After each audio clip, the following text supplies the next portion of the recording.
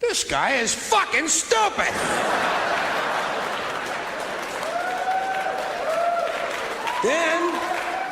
Then there are some people, they're not stupid, they're full of shit.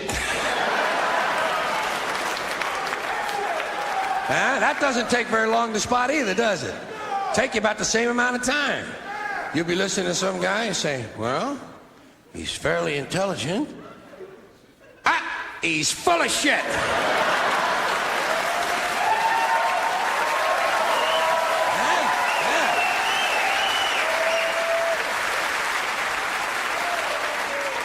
Then there are some people, they're not stupid, they're not full of shit, they're fucking nuts! So this past week, our dearest Petey has come up with some laughable suggestions per usual. He thinks he'd make a fantastic PR rep for Jeffree and other YouTubers. Mind you, he's been saying crap for years. Oh, Peter, you can't even get Adam and Eve to sponsor you. But we digress. Say what you will about Jeffree, but the man knows business and is a multi-millionaire. He sure as hell doesn't need Peter's dumb ass. Can you imagine having Peter as a PR rep? This is real rich coming from a clown who has yelled at his viewers, called them boring turds, uttered threats about showing up to a viewer's house. Jesus, let's dive into these Reddit comments, shall we?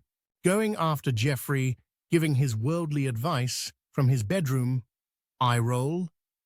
I've researched Jeffree's latest net worth, $200 million. But self-assigned PR rep to the stars and influencers, Peter going after Jeffree for blowing it with his latest YouTube video. It annoys me to no end when Peter thinks he's so creative and talented in the public relations world. He thinks he's so intelligent, sitting in his bedroom or on his patio. He's so shocked no one takes his... At one point, L'Oreal offered Jeffree $500 million for his brand. Peter, take note, Jeffree is doing just fine financially. Like Peter or not, he's a self-made millionaire. Okay, back to my life. And Peter really doesn't understand TikTok. I had looked when he first started saying Jay was a loser washout over there, and he gets millions of views, hundreds if not thousands of comments engaging. I was just watching a TikTok from some random woman, maybe 50,000-ish followers, and she showed how much her 1-minute clips earned her with views. $600 here, $800 there. Pretty nice for what it is. Out of all of the insufferable things he does, perhaps he should focus on his own dying channels. Jeffree Star does not need his... Well, I'm not a huge Jay fan, but Peter really needs... Jeffree is killing it on TT.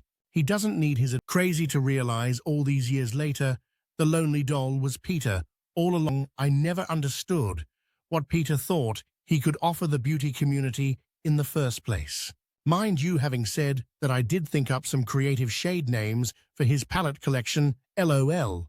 Just a few of them would be 50 Shades of Blue, Dorito Dust, Behind the Scenes, I Love to Docs, Lip Smackers, Uber Eats, Ricky the Raccoon, Not an Icon, The Lonely Doll, Invisble Tears, Alcoholic Mum, Dumb as Fuck, just to name a few.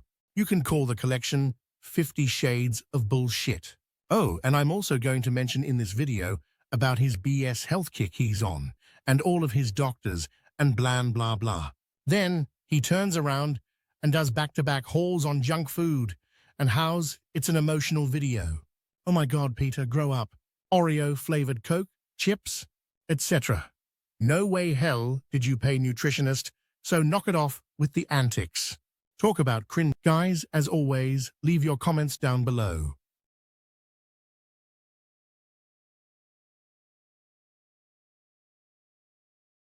The Genie has more power than you'll ever have.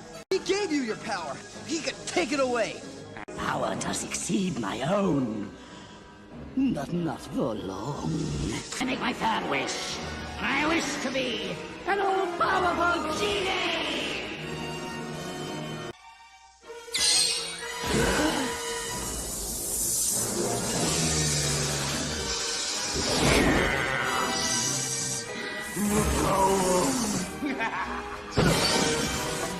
The arms seem to command, to control! Not so fast, Jafar! Aren't you forgetting something? You wanted to be a genie? You got it! What? And everything that goes with it. Phenomenal cosmic powers! Come on, you're the genie!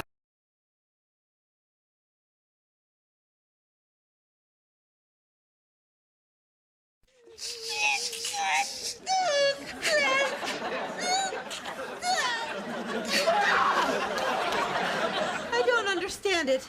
I was a size 6 before aerobics class. All that jumping must have expanded my foot. Then I see you must have fallen on your butt a time or two. How dare you say that to my face? Well, I'd say it behind your back, but my car's only got half a tank of gas.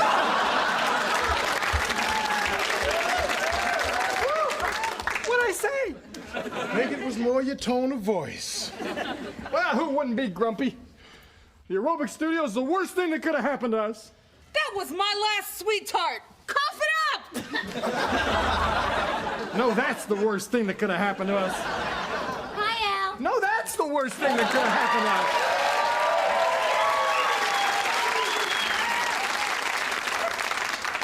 us. Jefferson told me that it was your idea to put in a metabolically challenged aerobic studio next door. I am so proud of you. Here it comes. So, to help you out, I have made up these flyers advertising Gary's aerobic studio, and I've given them to all of my full-figured banking customers. You know, they're gonna get really hot and sweaty, and they're gonna come in here to buy aerobic shoes. And remember, shoe man, women that large have a really tough time finding underwear.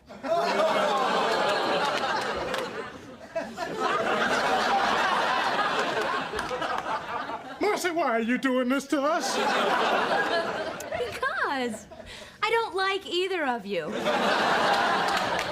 there's two of my gals now. Hi, Rebecca, Arlene. You look fabulous.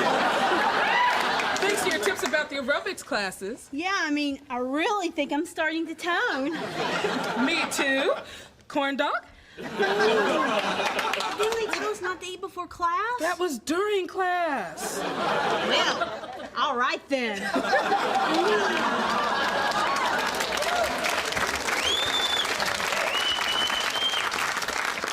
Well, I'm off. I've got to leave these flyers in Der Wiener Schnitzels and finer girdle shops all over town.